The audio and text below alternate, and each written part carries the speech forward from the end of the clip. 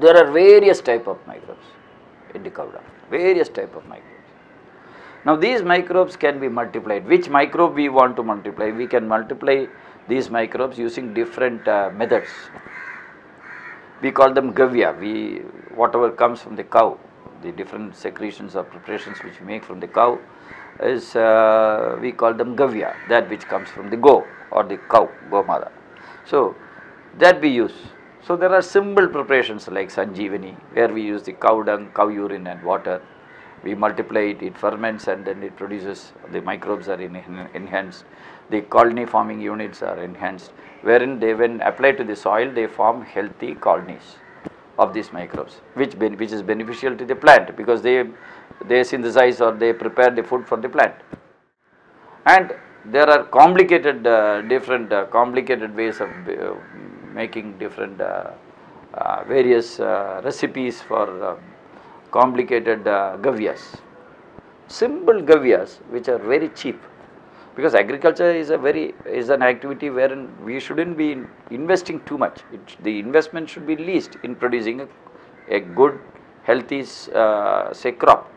So in that we use different gavyas. See, one symbol is sanjeevani, as I told. It contains the ingredients are just cow dung, cow urine, water in a proportion of 1:1:2. So 1 part cow dung, 1 part cow urine and 2 parts of water, mixed and stirred continuously, because it is an aerobic preparation.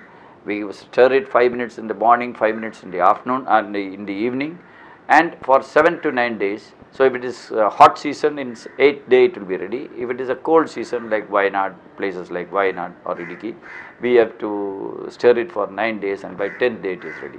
So this can be diluted, and for small plants especially which are less than 1 month old, we give a 5% spray, or 5% you can use it for with irrigation water. And if it is a seed or a plant which is more than 1 month old, we can give a 10% spray, that is 100 milli per liter of water for a spraying as well as for irrigation. There are gavyas now which are little more complicated. Go for Sasya Gavya. Sasya Gavya contains same. The ingredients are cow dung, cow urine, any plant waste, or you can use the leaf of any plant, we use them based on the situation.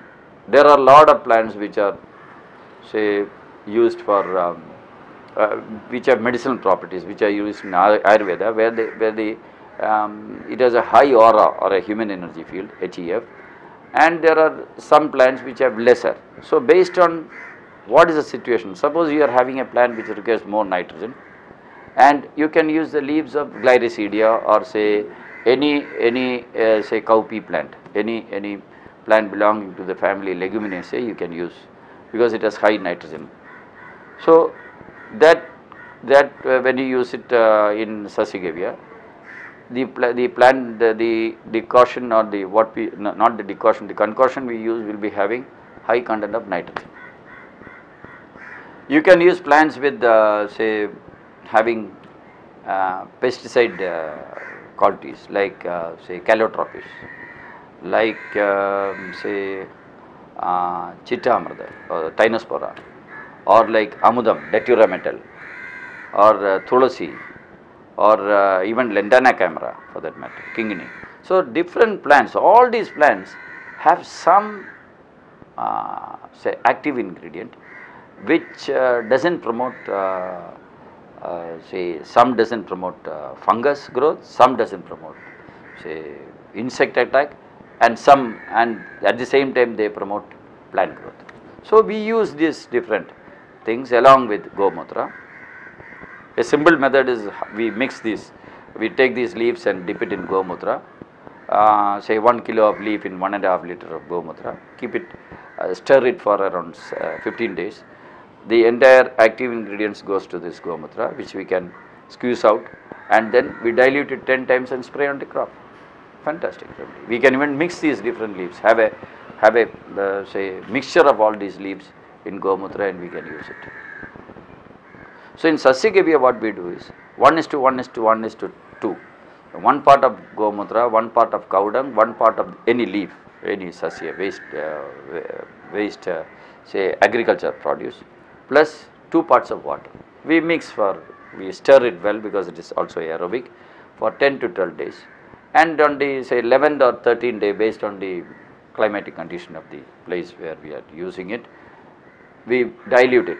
If it is a plant with less than 1 month in growth, so age is less than 1 month, we spray 5%, and if it has more than 1 month growth, then we spray 10%. We can also use this with irrigation water. We can all see these are all low cost pesticides, low cost chemicals. For say another very popular thing which is told in Vriksha Ayurveda is Kunapajala. So Kunapajala, there are different ways of preparation, different types of Kunapajala has been evolved. A simple way which I use is the ingredients are 1 part of cow dung, 1 part of cow urine, 1 part of fish waste or say meat we use, and 2 parts of water. So this is also stirred. The meat or the fish is cut, or if it is fish waste, which say the intestine of big fishes which are not used, we can use that, we can put that to better use, it gives very good effect. Or meat has to be chopped and it is mixed and stirred for 25 to 30 days, it takes a longer time for this to digest properly. So we mix this for 25 to 30 days, and we can use it for another 1 month. And the concentration is just 1%, 10 milli in 1 liter of water. We can use as spray, or we can even use in the soil. And it gives very good result. The plant will grow vigorously, you will find the flower and the produce is also very good. The qualities of the produce are very good. So it's a very simple method now by which we can, it is used as basically as a bio-enhancer where the growth is enhanced. Another very good product is Panchagavya, it is very famous also. And this Panchagavya is a part where we use the 5 gavyas of the cow, that is the cow dung, the cow urine, the curd, and we use the milk as well as the ghee. Now ghee has the highest human energy field or aura, it is around 14 square meters, and Gomutra is also having around 8 to 10. So when we use gavyas which are having higher HEF, the life force of the plant increases. That means the plant will be, it will have a vigorous growth, and diseases if any will be suppressed, and the immunity of the plant will be high. The immunity is enhanced dramatically. So this we use, the proportion is 5 parts of cow dung, 3 parts of cow urine, 2 parts of say cow curd, and 2 parts of milk, cow milk, and 1 part of ghee.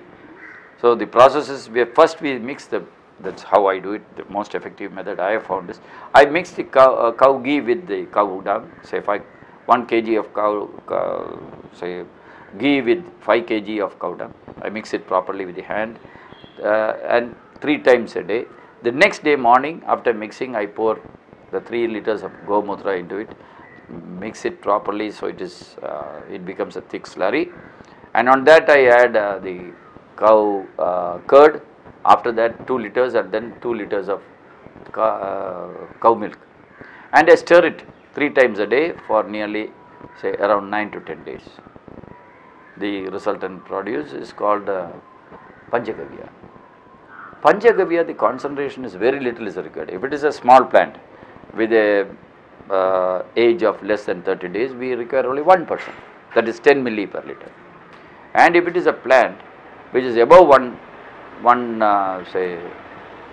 month, we give 3%. 3% is the maximum we give. We don't require more than 3%, that is 30 milli per liter. And we give only 1 spray, say usually once in a month. Some people go to the extent of once in 15 days, once in a fortnight or 2 to 3 weeks, but I say once in a month is more than enough. And for especially if you go for cucurbit, there is those plants which are the cucurbit family, say snake god, all the gods coming in, snake god, bitter god, ash god, all these gods, pumpkin. So these plants, they respond very well if you give 2%. So these plants have 2 types of flowers. They have the male flowers and the female flowers, and you will find abundant female flowers. And if the soil conditions are such that you have maintained the good carbon content of the soil, there is sufficient water to nurture it, and the conditions are favorable, they will nearly double the yield. We have so many research studies, they have found that 100% is the yield difference just by using Panchagavya, keeping all other factors constant. Just by the use of Panchagavya, you can increase it by 100%. In other situations, other crops, they easily respond up to 40%, 40 to 50%. That is a tremendous yield, because 40 to 50% additional income at the same expenditure is a huge yield. So, we are not utilizing this. This is our mistake. This is our mistake.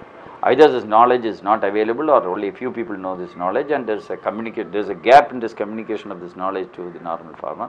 Whatever it may be, there is a tremendous. There are tremendous, such knowledge regarding different gavyas of cows, which can be used effectively to increase the yield and maintaining the health of the plant. So, and there are also different gavyas now which we use for increasing the immunity as well as protection, the cow protectants as say plant protectants, or what you call the bioprotectants. So, one simple thing is using Gomutra alone. So, use of Gomutra, say 300 milligram in around 12 to 15 liters of water, just dilute it and spray every week on any plant you grow, will increase the immunity, will keep the plant safe from most of the pest and diseases. I have tried that. It gives a fantastic result. At first I couldn't believe it, by the way. But when I tried it, it gave me a fantastic result. Just by Gomutra alone. You can use Gomutra along with different plants. As I told you, there are so many plants. Say Tinospora. You can use that. You can use Nochi. Nochi also gives a very good result.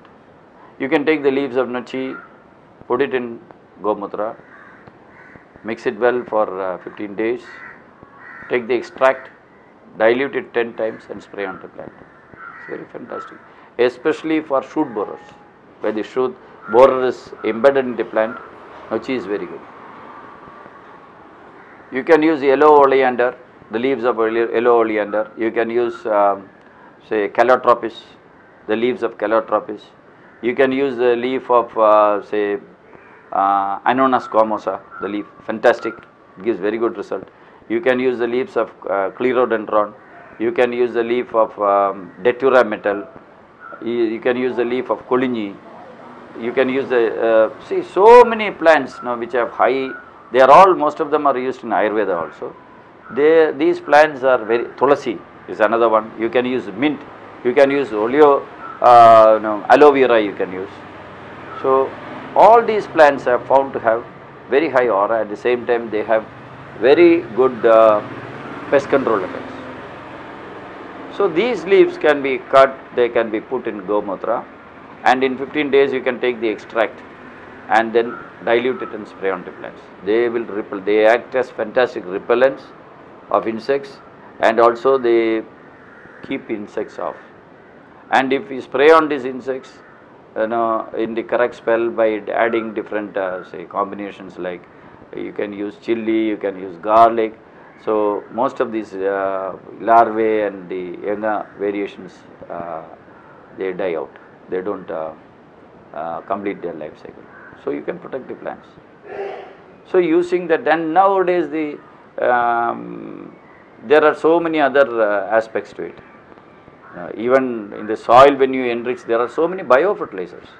Rhizobium is there, then you have Acetobacter, Azospirillum is there, you have potash solubilizing microbes, you have phosphorate solubilizing microbes, you have you have different type of microbes which are essential for the plant growth, which give sufficient nutrients. You can use that. You can use that. And the beautiful thing about this is that most of these are available in cow dung itself. In the cow dung, in the fresh cow dung of Deshi plants, you will find that most of these microbes are available in huge quantities, more than say 1 crore per say 1 gram of cow dung is having these microbes. So, just by using these in these different preparations of Sanjeevani, Sasyagavya, Kunapajala, Sasyamrta, or say Jeevamrta, so Amudam, concentrated amudam. So many preparations we know wherein we can use these, we can multiply these microbes to the sufficient level by way of this establishing qualifying say colony forming unit CFUs, and we apply to the soil wherein the soil health is restored, the strength of the soil microbes is enhanced, and the soil is made live and throbbing, so that any seed which falls on that comes up well and establishes itself and completes its life cycle in the most beneficial manner, giving you a good yield. And at the same time, you can use these different microbes for using them against the say destructive microbes, like say harmful microbes, like those which give you disease, or even those harmful say insects which eat your crop or which destroy your crop. So then we call them bioprotectants. And even there are many biocontrol agents in this. Say for example, trichoderma. Trichoderma is a parasitic fungus which kills fungus of disease causing fungus, like say Phytophthora. So this trichoderma is available in cow dung in large numbers. Bacillus subtilis, it also kills microbes. Pseudomonas fluorescens, it's available in cow dung. So most of these are also available in cow dung. So I am asking, why not use the cow dung by itself? The cow, one of the most important say gavya of the cow, which any farmer who grows a cow will get cow dung. Whether he gets milk or not, he will get cow dung. So this cow dung can be effectively utilized, not as a fertilizer alone. So any farmer can use cow dung to the extent that he uses it not as a fertilizer alone. He can use it as a bioenhancer, he can use it as a biocontrol agent, he can use it as a bioprotectant in different forms, in different ways, to help the growth of the plant and helping the plant to give us very good yield at a what cost? At a very minimal cost. So these aspects, simple ways of cultivation, don't make it too complicated where it's dependent more on the labs and more on the agriculture universities. No, any farmer, because we were not, our farming was not based on agriculture universities and agriculture officers to assist these people. So when we became, the modern method has become such a drain that most of the agriculture officers, in the absence of agriculture officers and the agriculture universities, there is not going to be a big difference in the life of the farmer. So they have become a white elephant, these universities, this planning process, these extension officers, because they have started stepping, they were found to be stepping away from nature. Now in the natural process, they can add as a tool, they can aid as a tool in helping the farmer, in passing on this information, assisting them, training them, giving them necessary skills, and also giving them the necessary support for having this animal. And we all drink tea or coffee or something, or milk or curd or something which is a part of our daily life, for which the cow is indispensable. So having a cow, a farmer having a cow should be seeing just like a, say if you want to commune, if you want to commute between different place to place, you look at a car or a vehicle. So this is one of the biggest, say, vehicles for his development or growth is a cow. Without that, he cannot go far. It will become too expensive. So we should be able to produce very good products, fantastic products, good yield, sizable yield, at the same time, and sizable quality, in the good quality at very low cost. That is possible just by one animal, is a cow, Deshi cow.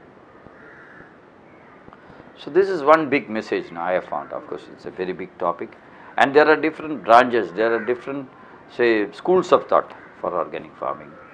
We have the, say, Vedic farming, we have the Rishi farming of agriculture, we have the Homa farming of agriculture, we have the Panchagavya farming of agriculture. So we have the, say, natural farming of Fukuoka, and then we have the, say, Natu-Eco farming of Sripad Dabalkar, Dr. Sripad Dabalkar, and say biodynamic farming, that is another form of organic farming, say introduced by Dr. Rudolf Steiner, and the modern method, say Bill Mollison, we have permaculture, as well as we have zero budget farming by Subhash Palekar. Then we have the lay farming, Lisa farming, regenerative farming, so many methods, so many methods. A permutation combination of different methods based on the adaptability and the situation of the farmer is most vital. How we can practice this, which is a crop, is it a temperate area, or is a tropical or subtropical area, and what is the crop he is using, is it for consumption or is it for a plant like a rubber or some other plant. So based on that, or agroforestry is adopting. So based on that, he has to choose which are the components or which are the ingredients he require, and how we can make it profitable with least cost, maximum benefit to the consumer, as well as least impact on the environment, at the same time nurturing nature, maintaining a healthy environment, healthy environment, which necessarily means that is soil has to be healthy. It's a basic thing. The soil has to be healthy. Then clean air he should have. This will produce only clean water and clean air, and the healthy plants will grow on that soil, and that will give rise to healthy animals, and consuming these to the healthy human beings, and the environment is healthy, nature by herself becomes healthy.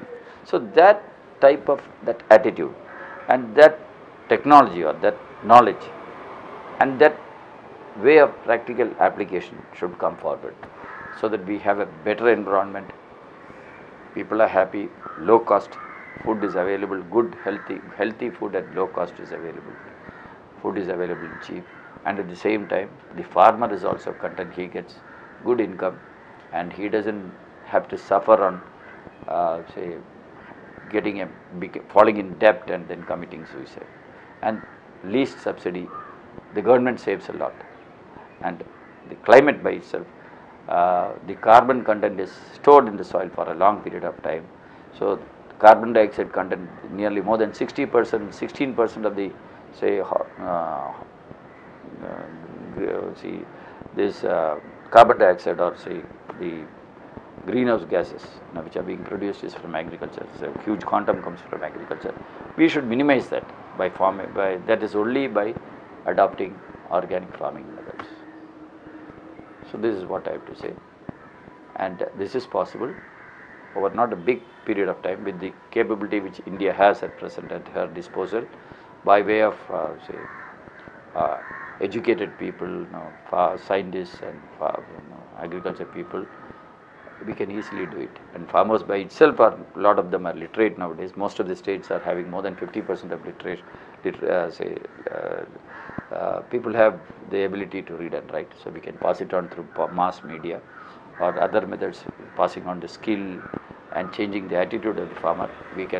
Our society can succeed, and this country is unique because I would say that organic farming started first. I would say we were the pioneers and the front runners for organic farming, because the Vedas speak about organic farming. There are so many texts in not only Krishi Parasara. We had say Vriksha Ayurveda, we had Varaha Mira, his texts are there, and so Kaudilya, Sardha Shastra, all this was there in India for a long time. So we should stand as the front runners. We are definitely by way of population, we stand the maximum number of people practicing organic farming in the world is India. But if you look at our production, our contribution to the produce, we are less than 1 to 2%. That is pathetic. So we have to raise the contribution of our produce also should raise. So that can be easily taken up, because we have a very proactive government at the center, which is now speaking about soil health rather than seeing soil as a dead material, soil health. So we are in the right perspective, and the state should follow up. So I feel that I am seeing a lot of light at the end of the tunnel, and might be a few years from now we will be far better off producing good food, cheap food, and the result of what we see now, the negative result of farmers committing suicide should be a thing of the past. I wish this organic movement, organic farming, all the success, and I bow before the patience and the hardships borne by our farmers, and I hope that they will turn to organic farming and make this very lucrative and success story for all of us to cherish.